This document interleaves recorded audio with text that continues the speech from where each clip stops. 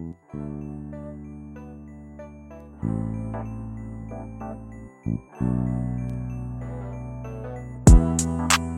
to be a hustler. I used to be a runner.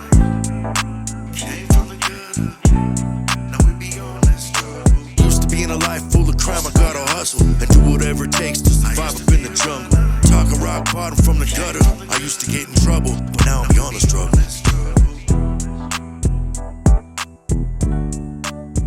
Good evening.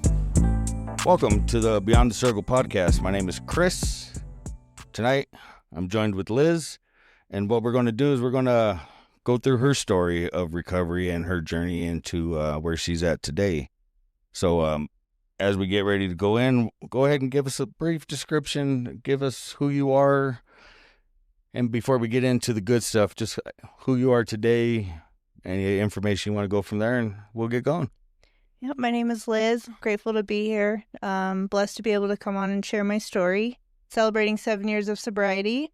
And, yeah.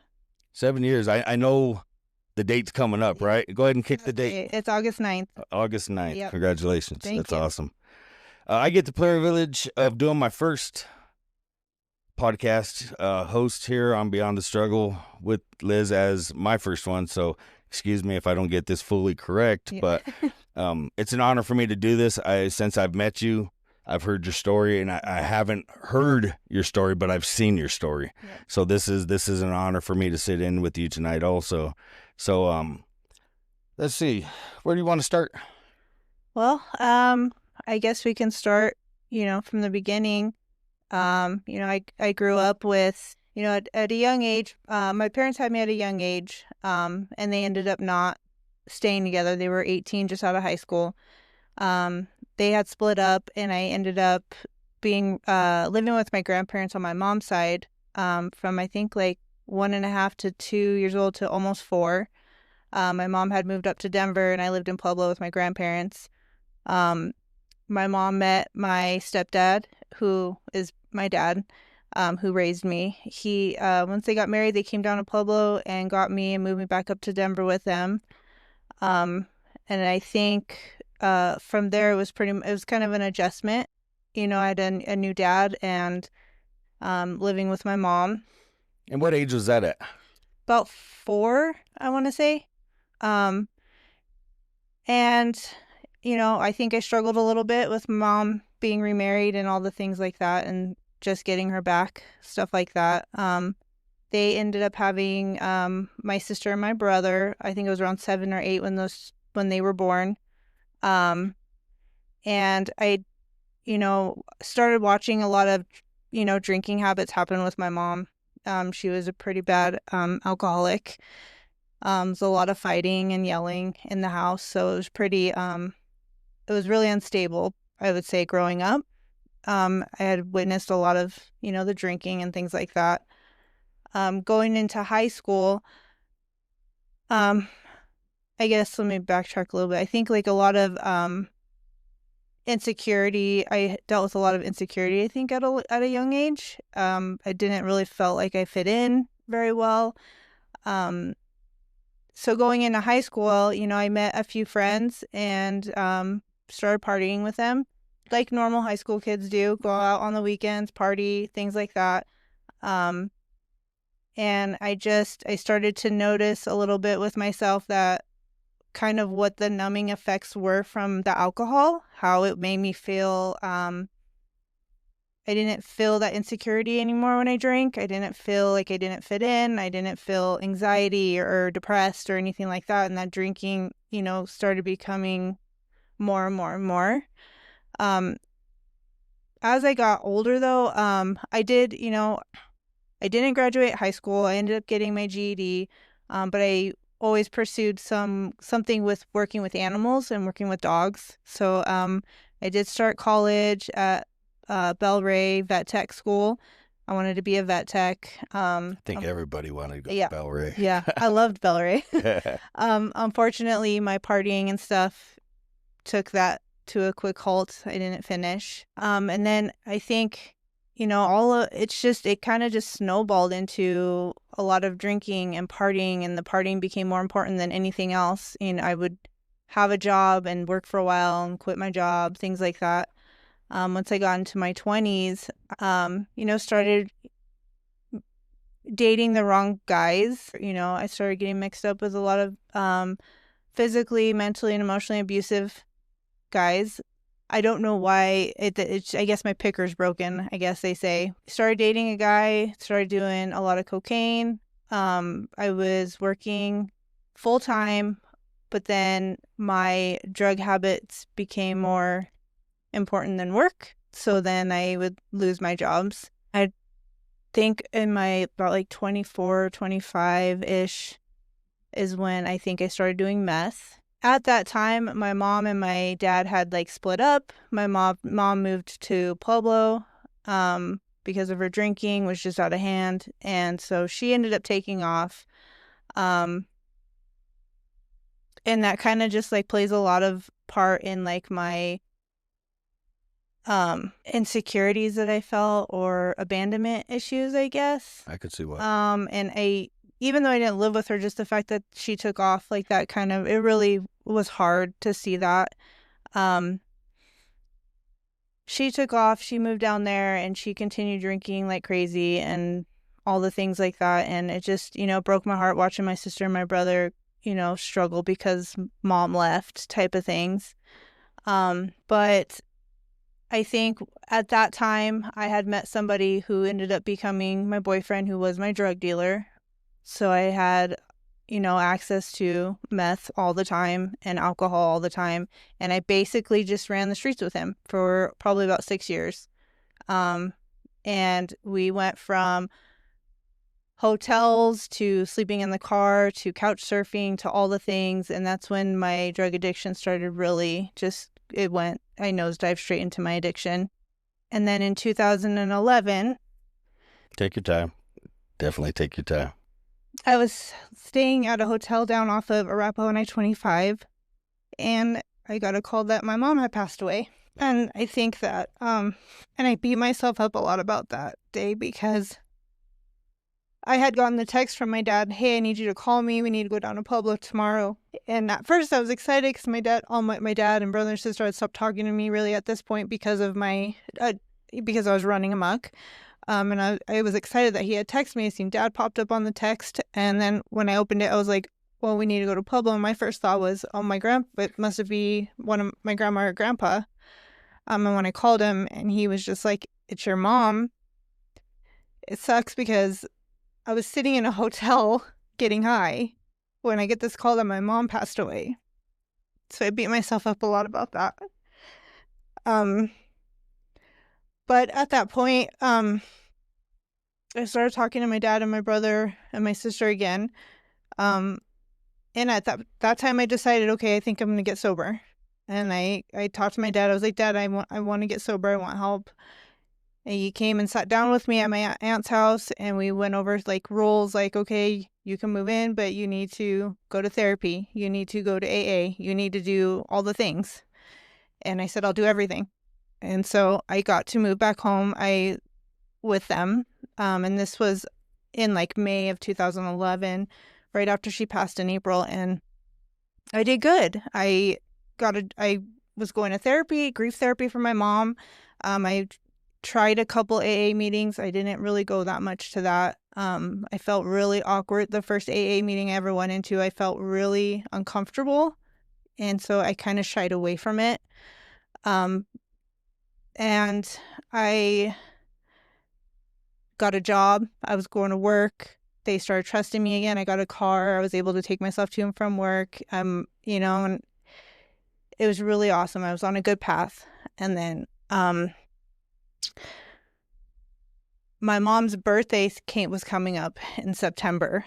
And I don't know why, but I decided to contact my old friends that I was getting high with. And I stopped by their house one day after work and got high again, and I never went home. And he came and he took the car back. He left me there. That was it. I'm done. I got to learn my lessons. And then I rode that out for a while.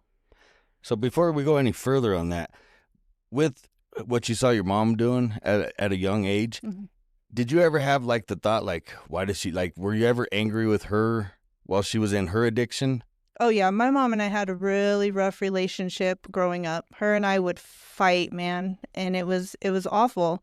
Um, as a kid, yes, she would say some pretty hurtful things. I think that's has a lot to do with my insecurities as well. When we'd get in fights, she'd say some pretty mean things that were really hurtful.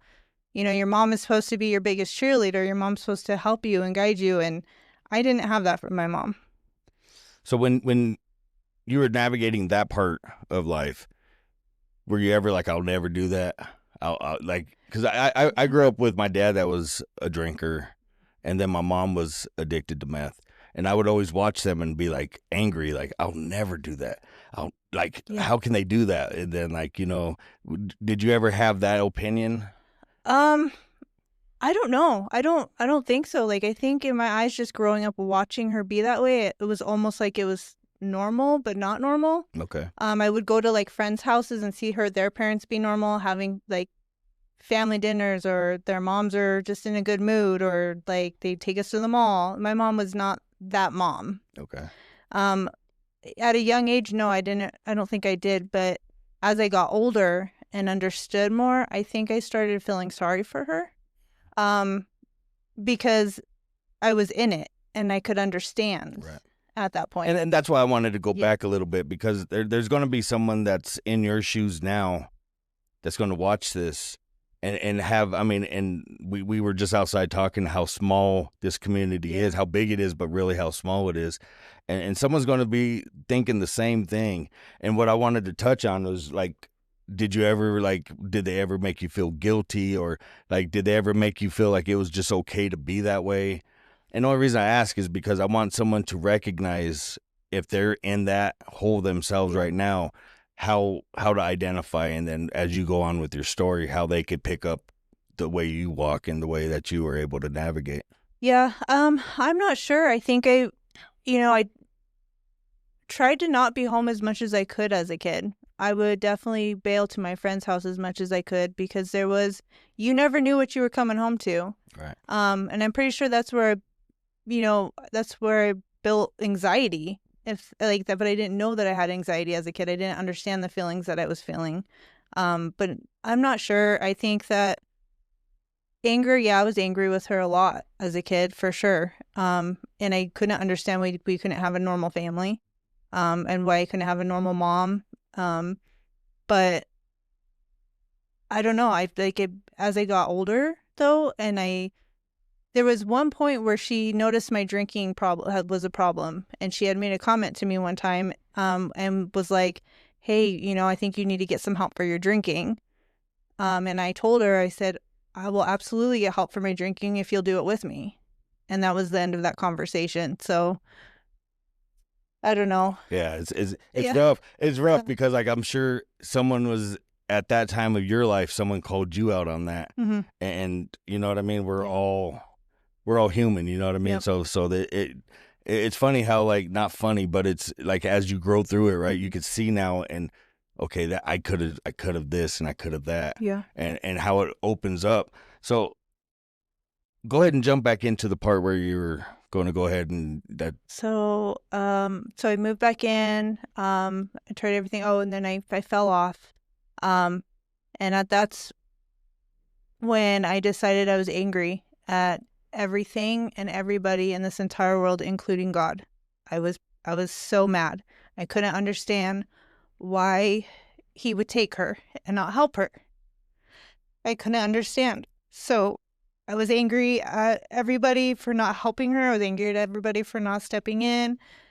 So it took a long time for me to like kind of be angry towards her for that. Instead, I blamed everybody else. So in my head, I was like, okay, well, I'm gonna do everything in my power to go be with her, if that makes sense. Like Right. I'm just done. I don't care anymore. And I did. I ran the streets way harder than I did before she passed away. I've been in and out of jail. I can't tell you how many times.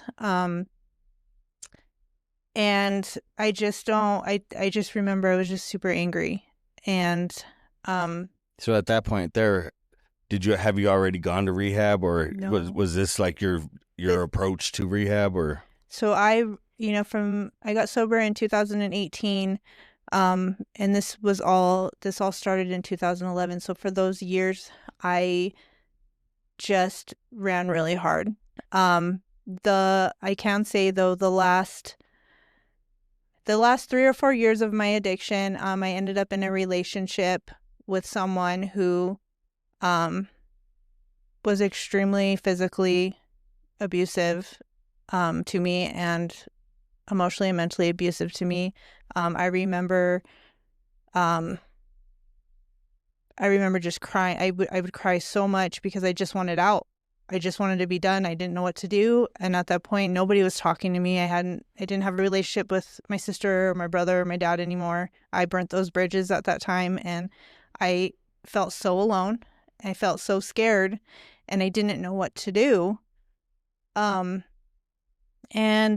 that particular person caused a lot of mental health problems for me, even to today. I struggle with a lot of like PTSD situations when it comes to things that I went through with him. I have no idea what like clicked or what happened, but there was one day, and we were staying at that hotel off of Federal and I-70. They just tore it down, thank God. But we were staying there, and there was one last physical situation that had happened, and I was like, okay, like I'm done. I've got to find a way out. And for like 2-3 days, I started, just packing a little bag and would hide it under my side of the bed and all the things like that. And when I had my moment, I took it. I grabbed Bo, my dog, and I grabbed my bag and I ran. I booked it for the door, and I got away from him. And it was at that time that I knew, like, okay, like, what do I do? Where do I go? What am I going to do? And I luckily had one friend who was like, yes, come here. You can stay here. We'll figure it out.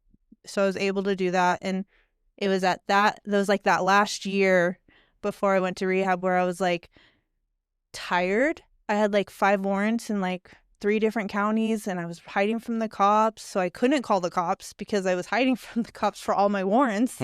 So I was just stuck. So it was in that last year before I went to rehab where I was like, okay, I just started, I don't know if sloppy is the right word, but I just stopped caring if the cops were going to catch me, if that makes sense. Right. So there was one day that I went to go meet somebody to pick him up, and the cops had been watching him. And when he got in my car, a Denver cop got behind me, and I was like, oh no, here we go. Well, I decided I was going to try and run from the cops. I ended up having Denver and Jefferson County chasing after me. I parked the car. I jumped out of the car with Bo, my dog, and we started running. And the cops came, and my dog, Bo, ran back to the cops, and I would never leave. That dog's my soul dog. Right. I would never leave him. So I was like, no, and I had to go back. I went back, and they got me. And I will forever be so thankful for that cop that arrested me, though, because for one, he didn't take my dog to the shelter. He let me find somebody to get him. And for 2, when we got to the Denver County jail, he took my wallet, and he opened up my wallet, and there was a picture of me and my mom in there. And he was like, who is this? And I said, that's my mom. And he was like, how do you think your mom feels about you out here doing these things? And just laid into me. And I was like, well, she's not here anymore. So, and then his whole tone changed. He was just like, he just gave me, I don't know, 15-20 minute lecture about how I'm so young. Why am I doing this to my life? I have so much to look forward to. Like, just went through this whole thing with me, and I'll forever, I don't know who he is, what officer it was, but what he said to me sat in my head for those couple months I was in jail. So let me ask you this. Yeah. If say if that happened 6 months prior, do you think 6 months or even 9 months prior to that date, Yeah. do you think if Bo wasn't there, do you think you would have acknowledged that conversation? Do you think, you know what I mean? Like, do you think you were ready before that? Or do you think it led up to where you finally was sick and tired of being sick and tired? Yeah. And it clicked for you? I think it happened at the time it was supposed to happen. And the only reason I like to touch on that is because I think a lot of us think as we're going through this journey, right, that if I could have known this 15 years ago, Yeah. but I don't think 15 years ago we would have been ready to hear it. No, I don't think so. And the reason I want to say that is because there's a lot of people out there that are running from the cops that's going to have Jeffco chasing them. Yeah. But they need to understand that everything happens in a divine time. Yeah. Because if that cop would have grabbed you earlier, you would have probably just resisted, went to jail, got back out, and kept going. Yeah. So, like, that part of the story I feel is very important because a lot of people think that when they fail, they're just going to keep failing. But I truly believe that sometimes the failure is the setup for the victory. Yeah. And I think at that point, I was done. I had nothing left to give into my, like, that was my rock bottom. I was done. And to answer your question, I think I probably would have ran if it was 9 months prior. I think it needed to happen the way it happened exactly for it to happen this way. And I think that's important. That's an important step of the story because a lot of people think, like when they're going through the struggle part of it, right, that the poor me, why is this happening? But I think all that leads up to the part where, like, they say the light can't shine unless the container's broken. Yep. The oil can't the oil can't leak out of unless it's got a way to get out. And it's the story. Yeah. If you didn't break, you wouldn't be able to tell the story and share it with someone else. So I truly believe that that's a very it definitely took and I love my family because if they wouldn't have given me the tough love that they gave me, I would probably still be out there or I'd be in prison right now or dead, but because it took, once I came to and realized that, hey, I have nothing right now. I don't have anybody. I have nowhere to go. When I took off from that bad relationship because I was scared and I was done, and I sat in my car crying my eyes out because I was like, I have nowhere to go. I have nobody to call. I have nothing. What am I going to do? And I just cried and I cried to God and I was like, please, I need help. What do I do? And all of those events happening to the police chase and everything, I think that was all supposed to happen the way it happened, right? In order for me to find the help, because when I went into Denver County, I was there for like a week or two, and they ended up transferring me to Arapahoe, and I was there for a little over a month, and I finally got the courage to write my sister a letter. And I was just, I apologized and I was like, I'm so sorry. I'm done this time. I promise. I just need help. I will do whatever it takes. She never wrote me back, but she would watch me on Facebook just to make sure probably that I'm still alive. But she noticed that I had gotten out of jail. And that night that I had gotten out of jail, she had messaged me on Messenger and was like, well, here's your stipulations. You're going to rehab. You're doing this and you're doing this. And I said, I will do whatever it takes. She said, okay. So they got on it. They found me. I went to New Beginnings Recovery Center. They got me a bed there. And then she picked me up and took me into treatment. After I kicked and fought a little bit, she got me into treatment. And I had to be in treatment for at least 10 days before my dad would even talk to me. On the 10th day, I talked to him. So then I started getting my family back. So when you got into, give us a little bit of what rehab looked like. Like when you when you got into the room, say, leading up to the 10 days, you know what I mean? Like explain from like when you walked in the door to the 10th day, like just a quick. Yep. It was awful. I was scared. When I went in, I was detoxing very bad. I ended up going to the emergency room with alcohol withdrawals. They had to take me in. I remember getting to the emergency room, and then I remember waking back up in rehab again. So I don't know what happened between that time. But once I did finally stop withdrawing and all the things, when I came to, I was scared. I didn't understand. Like I didn't know what it was going to take for me to get where I wanted to be. But I was scared.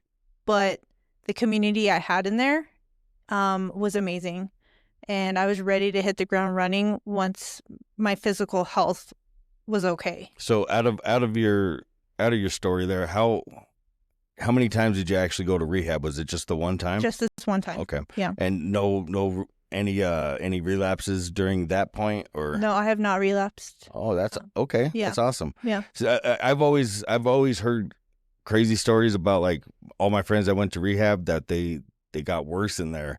Yeah. And I've never experienced it. So Yeah. that's why I'm asking, because I'm curious, because for people who are going into rehab, what is one of the biggest like fears that you had that really wasn't there?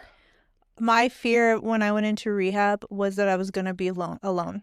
I was scared to be alone, which is almost funny because I was alone when I went into rehab. I had nothing. I literally had a Target bag of just what I needed. That's all I had when I walked into rehab, was just a bag of clothes my sister bought me to get me through. But it was a fear of being alone. And that was probably my biggest fear. And of the unknown, I didn't, I had been living this lifestyle for 12 plus years of my life consistently. It was the fear of the unknown. How was this going to turn into something good? I had nothing. I had absolutely nothing. So how long did you stay in rehab? Like, how long was your program? Yep. They commenced me on my 28th day. And then I transitioned straight into sober living. Okay. And I did sober living for, I think, 2 or 3 months. In that time, I did probably 3 to 4 meetings a day, outside of my rehab. I would look up meetings, and I would ride. I didn't have a car at the time. I didn't have my license back yet. I'd get on the bus, and I would hit meetings all over town. And that's all I did all day as I go to meetings. And I think that's important. I think speaking, having conversations, and opening up about it, because I think when you shame it and you feel guilty and you feel like you're bad, like the enemy putting that stereotype on you, and I think when you take the power away from it, like the first time I told my story, everyone's like, "What?"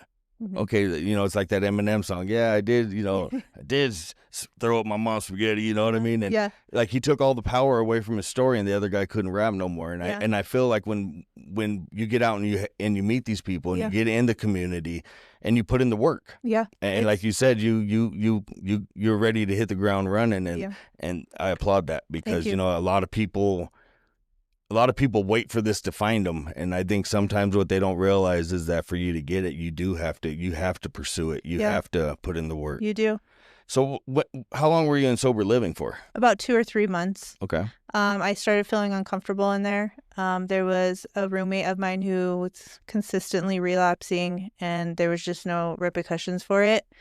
I felt after 2-3 months of being in there, and I was very good I was doing my meetings, I was going to church, all the things I needed to do. I ended up moving in with my sister and my brother-in-law, and I moved into their basement. I continued all of my treatment. I was on probation at the time. I had to do my UAs, my community service. I did church. I did meetings, and then my dad ended up hiring me on with his locksmith company, so I could start working. I worked 6 days a week, 12-hour shifts, and I still fit in my AA meetings. I still fit in church. I still fit in my community service. I just really focused on what I needed to do to better my life. And with the support system I had from my family was amazing. Let me ask you, because I know when you said you were angry with everyone and you were angry with God, how did that look when you repaired that? Because I now hear you went to church. Yeah. So tell me, where did your spiritual and your faith play a part in your success with recovery? A lot of tears, a lot of praying, a lot of crying, and trying to understand, okay, what did all this mean? Like, what was his purpose in all of this? Like, why, and it's not my job to understand my journey in life that is laid out for me. But, I know for a fact that I would not be sitting here right now today about to celebrate 7 years if I did not have my faith in God again. Amen. Yeah. That's awesome. So tell me, you kind of got into it before I could ask the question, but tell me what life after addiction and treatment looks like. We just went down the bad part. Let's speak about the victory now. It's been amazing. And to be honest, we all have bad days. Um, I struggle with a lot of mental health stuff right now still. I do have some panic attacks and anxiety, but I'm in therapy. But as far as like what it looks like on this side, I wanted to make something of myself. I've been given a second chance to make something of my life and of myself, something I could be proud of, something my mom would be proud of. And so I, went to school. I'm a dog groomer. I went to Animal Behavior College, got certified in dog grooming. I've been grooming for 5 years now. And I'm coaching students online. I'm training in-person students for grooming, on top of just doing my grooming. So all the things that I love, I'm getting to do today. And it's awesome because as you pulled up, I seen you sneak over. Yeah. And it's funny how God will give you a glimpse of like your success and your trophies, right? Right. And we're right next to one of the places that you have students in. Yeah. So just to see the light up when you've seen that and Yeah. share that with us. Yeah. I mean, that just shows you that this journey is, there is, success beyond struggle. And like things happen, life happens, and that's just it. Like learning how to live life on life's terms now. Life is going to happen, things are going to happen. But today I'm like, when a situation happens and I'm like, oh my gosh, what am I going to do? What am I going to do? I know that I'm going to get to the other side of it, no matter how bad or how small it is. It will work out. And I think a lot of people, they get so overwhelmed with life and that they get so guilted and ashamed that they just feel like there's no way out. Yeah. And today we get to hear a story how the storm was deep for you. Yeah. And to see how it transitioned and like they say it's going to rain, but it's also going to be sunny at some point, unless you live in like Seattle or something. Yeah. But, tell us a little bit now, like what were some habits that you struggled with as you got into this new walk? Like what was one thing that was like you struggled to let go, but when you finally let go, it opened up to something that you're doing now? Well, I guess, I struggle. It's really just mental health stuff for me, honestly. Just like, I guess sometimes my insecurities creep back up on me. Sometimes I'm really hard on myself. I don't give myself enough grace. I don't, stop and breathe sometimes. And when I know that I'm spiraling into a panic attack, I know I can just sit down and breathe. Like I'm going to be okay. As far as like habits go, I'm not 100% sure. Like, it's just learning how to live life again. Honestly, it's just trying to reprogram your brain to, I don't want to say normal, but just like reprogram your brain to not always go to worst case scenario. And that's what I'm trying to that's what I'm trying to get at. Yeah. It is a lot of people like they think that they're doomed. Yeah. But if you just change your thought process and change your crowd and get around more positive people, allow God to fix and shift what needs to be shifted. So what I've heard so far is your journey up to everything. Tell us a couple major victories that you have in life, because I follow you on Facebook and I applaud them every time I see them. But give us like one or two events past addiction that is just major. So I got married, and my husband is in recovery with me. And he is part of the Sober Souls, who has been a huge part of my recovery as far as like AA meetings go and things like that. That's where I started my meetings, was through the Sober Souls. I got married. I have an amazing husband. I have 2 amazing bonus kids. We bought a house. We own a home now, so that's awesome. Yeah. And my biggest accomplishment is my career. This is something I've always wanted and always dreamed of, and I'm doing it. So and we're going to applaud her husband. He's in studio with us today, and everything she said, I could vouch for. He's an awesome guy, and I could totally see the support system that you two have for each other. And so as we wrap this up, if you could sit here, right, and your 16-year-old self is sitting in my seat, what's one thing that you would let them know? Yeah. To get them to where you are today.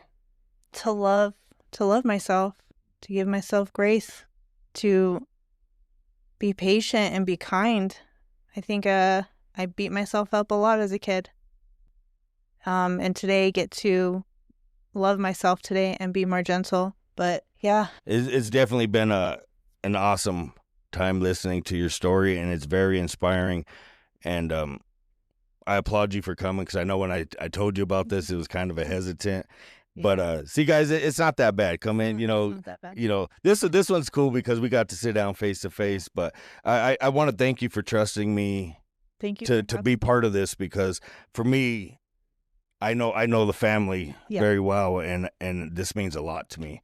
I know when I just shared my story, just the peace and stuff that released off me, Yeah. and I pray that today, as you share this video when it hits, and today, like I said, we're going to applaud you again, because Thank you. your sober day is coming up. Yep. And I just want to thank Mark and the podcast and the platform for allowing me to be here today. Yep. I know he wanted to do it, Yeah. and he was just like, Thanks, "Oh, you Mark." can go ahead." Yeah, but Mark, thank you for trusting me with this, and then allowing me to break the ice and get my first one in. It's been a pleasure sitting here chatting with you. I mean, I'm a big cheerleader from the sidelines. Thank you. Keep doing what you're doing. I mean, it's awesome. Every time I look at my dog, You think of Liz? I know what you go through, because I try to do it. Man. But again, I want to thank you. I want to thank Mark and the Beyond the Struggle podcast platform for allowing us to share this story out. And I just want to throw this out there, that anyone that's watching this, if you have a need or a want to share your story, please reach out to the podcast. Reach out to Mark, myself. We're on Facebook, YouTube, Beyond the Struggle. It'll be in the bio on the video here. And then please throw some comments in. If this story touched you, give us some feedback. Let her know, how it touched you, and because then that inspires her to keep going. Yeah. And I just want to thank Mark. I want to thank everybody that's here in the background. I want to thank my podcast, because this is our studio, Conversations with the Mafia. Coach Marcus is here running the switchboard for us today, and I just want to thank everybody that's involved in this. This is a major accomplishment. This ain't just a video for views. This is major, and every time that we share one of these stories, we kick the enemy further and further down. And I liked what you said to your younger self, is that love will conquer anything. Yeah. No matter what they've done, no matter who they are. And a lot of people say tough love, but I just say love. Yeah. Because if you care about them and show them that you care, at some point that seed will grow and it'll blossom. And you're a prime example of how that is. So I applaud you on your clean date coming up. I thank you again. I can't thank you enough for joining me tonight. Grateful to be here. Thank you. And that's it. We would thank you guys for tuning in. Make sure you like, comment, subscribe, share this. And again, if you have a story, or if you know someone that this story will touch, please share this video with them. And until next time, peace.